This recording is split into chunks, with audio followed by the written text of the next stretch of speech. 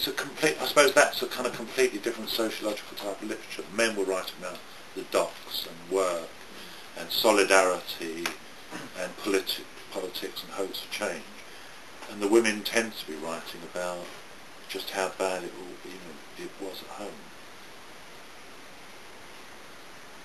Talking about, there was Dave Whittery's book, wasn't there, being a GP, and yes. he used quite a lot of oral history. And actually, Ian Sinclair used quite a lot of oral history in his book on happening. Yes. But he tends to interview, if you don't mind, I mean, he tends to interview people you already know. Yeah, I know. He does. And that's a real problem, I think, with that book, actually. Yeah. It's either people who he knows or people who've been interviewed quite a bit before. Yeah.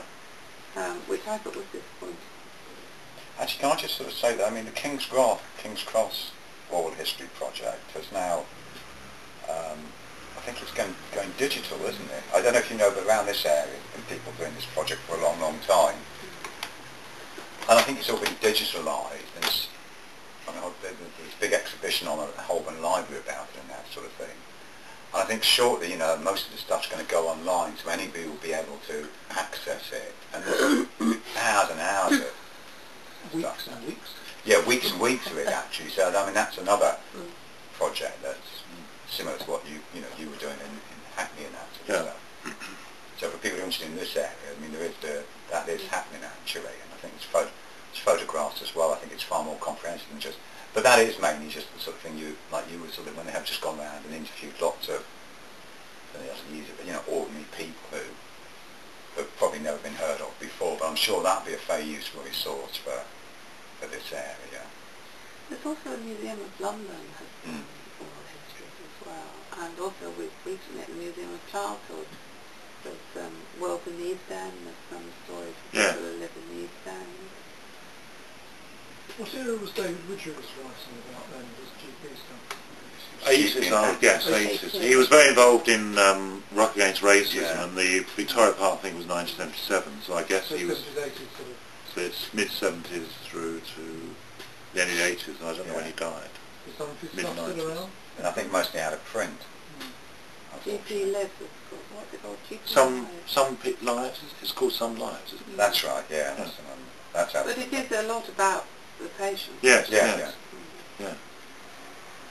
Which in Sinclair picks that up, doesn't he? Because he talks to Whittery's widow, and then goes to interview some of the. I think he unexpectedly interviews, unwittingly, comes across a kind of group of drinkers who remember Whittery. Which takes us neatly back to Patrick Hamilton. You mean time for a drink? Yes. I was just going to quickly about the, you mentioned Centre Park as a bookshop on Dalston Lane. Yeah. Is that right? Just what was the role of the shop on the street, what was the street like at that time? Well, if you read Patrick Wright's book, which is called A Journey Through Ruins, which was a kind of history of Dalston Lane, which when we took this shop over in 1971, had a 3-year maximum lease when it was going to be demolished. It was still there 30 years later. It was set up by a black American draft resistor, as I said, who was called Glenn Thompson. And he'd come to Europe and he'd travelled around Denmark, and he'd come across this thing called a book cafe, which we didn't have in Britain, which was a kind of combination of a bookshop and a coffee bar, often associated with kind of radical politics. And he came to Hackney, Hoxton as a youth worker, and managed to persuade the Inland Education Authority experimental youth working parties, as it then was, to fund the setting up of a youth project based around the bookshop and cafe in Dalston Lane. And that's where it was. It wasn't necessarily a radical bookshop. I mean, it was one of the early bookshops to tie up a deal with the Open University to stop Open University books. But it did have a cafe which was hung out by various punks and so on. And it sold radical newspapers and magazines. And it's still going. It moved in 1977, I think, to Kingston High Street, Which is where it still is. which is where it still is, but it has changed and become a kind of black nationalist bookshop. And that's how things, metamorphose, I suppose. But it is, it is remarkable that it's one of the longest of the radical projects of the 70s. There's not many of them left, actually. As Ken sort of said, there used to be a federation of radical bookshops, and literally there used to be these bookshops in all of the major Every cities. town in the country. Practically, yeah. It's like a network and all that sort of stuff, and it's gradually declined tremendously. So that infrastructure's gone as well, which has been part of the problem. And of course, it has quite a knock-on effect because, like radical newspapers or whatever, radical magazines, that used to be stocked by all of these. And, as the radical bookshops have gone under, actually the outlets for all these, materials become less and less. It becomes, in a sense, more difficult. But I think more importantly is that, although you can, I suppose paradoxically, a lot of this stuff might be online now and that, but the point is at least the advantage of these places was you could actually meet people involved in them, you could actually physically engage with people who were producing the things rather than just almost like a virtual community. And there's very few radical bookshops left now, and that's part of the... The other good thing about Enterprise was its focus on literacy as well. So it was actually, it wasn't just publishing, it was publishing work of people who were actually in literacy. And the local sales were astonishing. We would sell, of a book like this, we would have printed 2,000, and we would have sold 1,000 through the bookshop. 1,000 of a single title. That is a lot, isn't it? And in fact, we had, and you don't often see this, it's not on this one, we had a dual pricing system printed on the back.